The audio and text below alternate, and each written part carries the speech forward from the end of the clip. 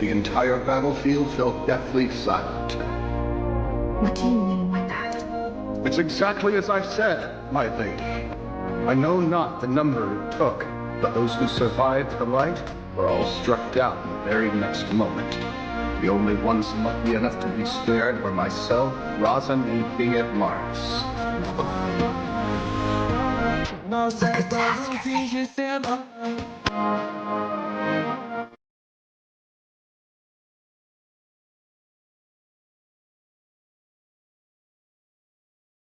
You speak of the Angels' invasion, yes?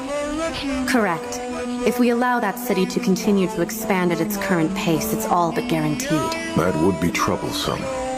After all, we're aiming to secure total victory in the next great Tenma War. Right. Which is why we should think twice before taking action.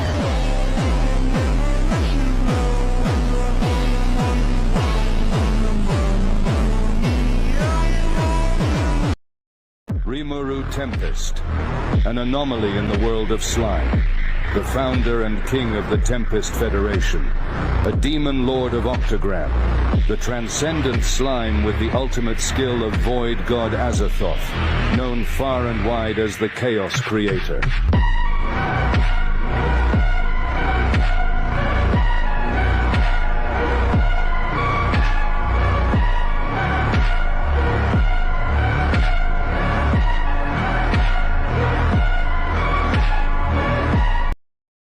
Dream, an unfulfilled wish. Reviving the Star King Dragon, Veldanava, in his entirety was not possible for the Justice King Michael, who was merely a skill. But even so, he couldn't shake the hope. A world without Veldanava held no value for Michael. Michael's eyes fluttered open. He shook his head gently, trying to rid himself of the lingering emotions. He couldn't help but feel a bit confused at the feeling, as if his emotions had been laid bare for the first time. I thought I wasn't as naive as Rudra, but I was wrong. In the end, that was the lesson. Trust no one and use everyone as pawns. If he had done that from the start, Obera's betrayal could have been avoided. He hadn't because he believed in Feldway. He thought that Feldway's friends, the people he trusted, would also be trustworthy to him. But that was a mistake. When the ultimate skill Salvation King Azrael, bound to his hand, returned to him, Michael realized his error.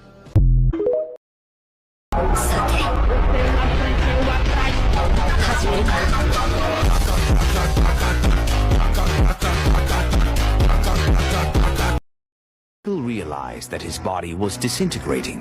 He was the first being to bear witness to the strongest ultimate skill, Void God Azathoth. And before he had time to face that inescapable reality. So then, do you have any last words? Rimuru asked him. Accepting defeat, Michael thought to himself. How could he have lost for them in every way? He could not find the answer. That's why he asked a different question rather than sighing in defeat. You, who are you? To which Rimuru replied, puzzled look. Hey, me, I'm just a slime.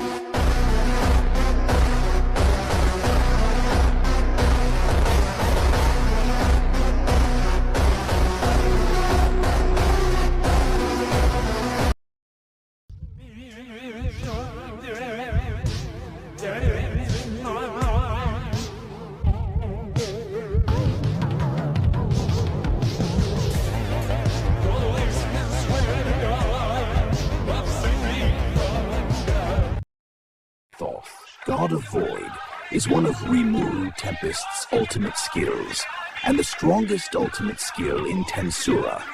With this skill, Rimuru has complete control over space-time. It was created by Ciel, combining the ultimate skills, Beelzebub and Raphael. The ultimate skills, Veldora and Velgreen, were also merged with it. Its sub-skills are Soul Gluttony, Nihility Collapse, Imaginary Space, True Dragon Release, Space-Time Domination, Multi-Dimensional Barrier, Time Wrap, Imaginary Blade, and many more.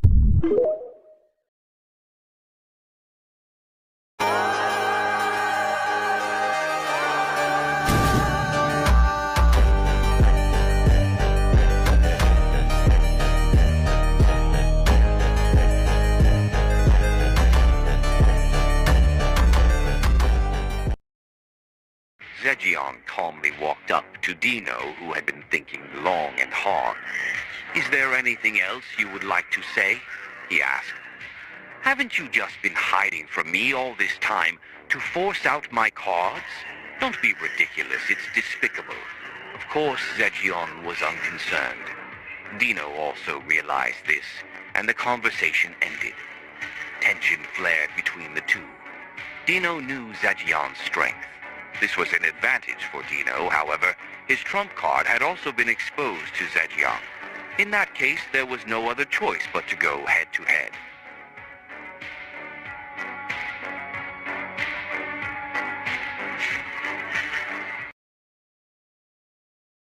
After several hundred years, there was no sign of Veldanava's return.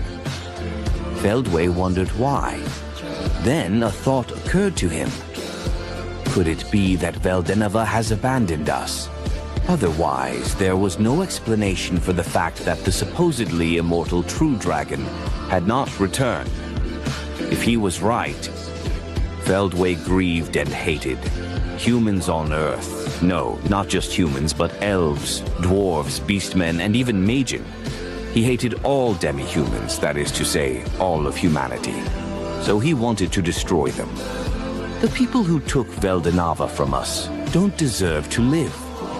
He would unite the world Veldanava had created with his own hands. And then he would condemn those who have committed the greatest crimes. That was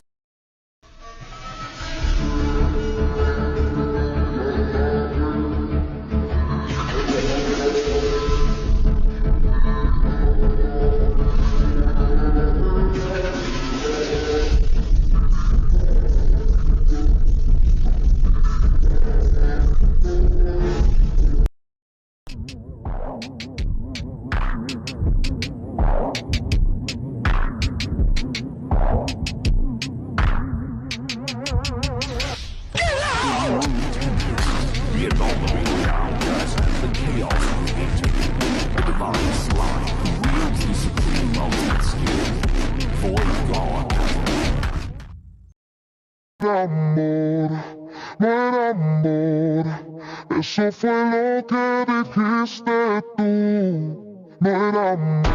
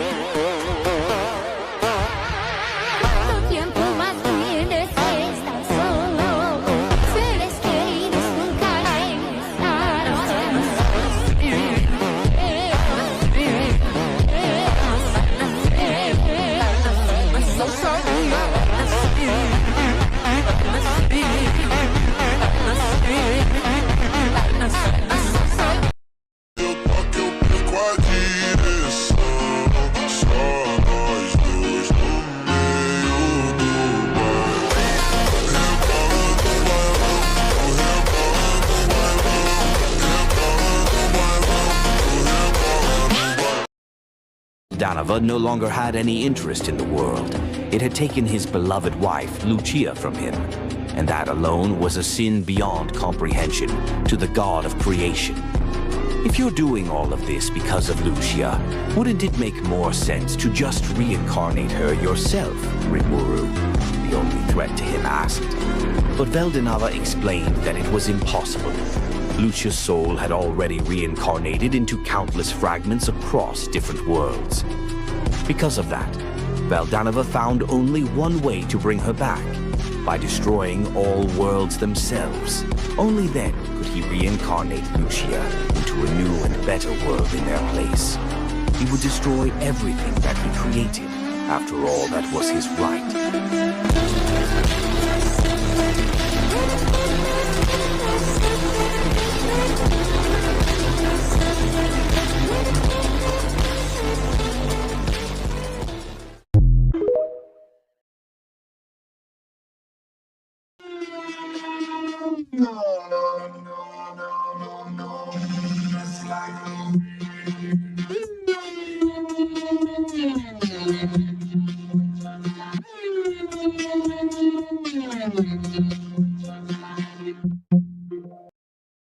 Sleep long enough, my friend.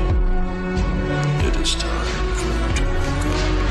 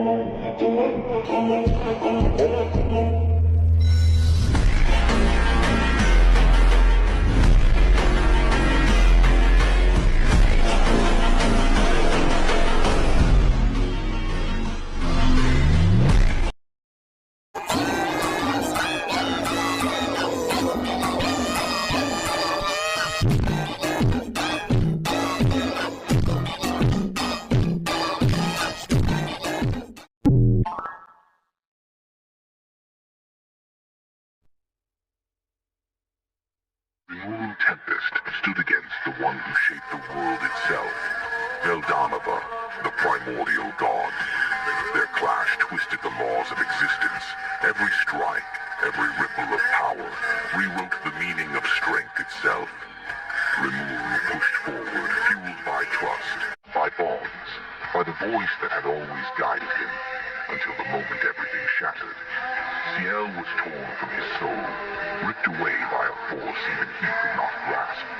The world fell silent. Ciel, Rimuru called into the void of his own mind. No answer. Again louder, desperate. Ciel. But the silence stayed. Heavy, absolute. And in that still Veldanava stretched forth his hand and tore Rimuru's soul from his body. The world froze. Time itself refused to move. Satisfied, the creator turned his back, already preparing to leave. For what threat could remain once the soul was gone? Then a voice echoed behind him. You think removing my soul is enough to kill me? Silence followed. Power surged where nothing should have existed. A will remained, unbound by flesh, unbound by law. I was a monster before I had a body, the voice continued. I ruled before I had a throne. The soul did not fade. It multiplied. You created life to obey the rules, Rimuru said. I exist beyond them. Veldanava stopped. For the first time since creation, a god hesitated. If a soul were enough to define me, the voice whispered, then I would never have reached this far.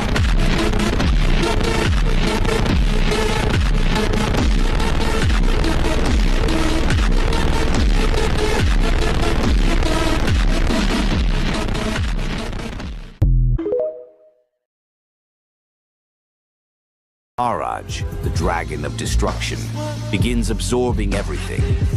Not eating, but reverting things back into their original state. Veldanava understands he cannot escape. This is his punishment, the final consequence of all the mistakes he made. His loneliness, his selfishness, and the chaos he spread across the worlds. But then Lucia appears beside him. Hand in hand, they accept their fate together, as Ivaraj slowly pulls them in. Lucia comforts him. Veldanava's heart softens. He feels peace for the first time. It's okay, because there is hope for us too. Hope. Elpis. It's a name I've only recently heard. A cheeky slime stood in front of me. The name is... Veldanava suddenly remembered something. A conversation I once had with Lucia. What should we name this baby? When asked this question, Veldanava answered with a happy feeling. That's right, wouldn't Milim be good? Or, why had I forgotten? That was before Milim was born. Veldanava had certainly spoken another name. Now that I remember that, I'm convinced that it was all inevitable. I see. Surpassing his parents had been achieved. As he was about to be assimilated by Ivaraj, Veldanava felt enveloped in happiness once again.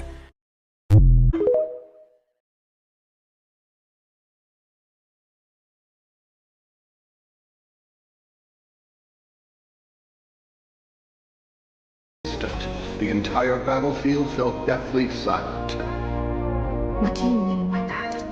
It's exactly as I said, my lady. I know not the number it took, but those who survived the light were all struck down the very next moment. The only ones lucky enough to be spared were myself, Razan, and Fiat Mars. A catastrophe.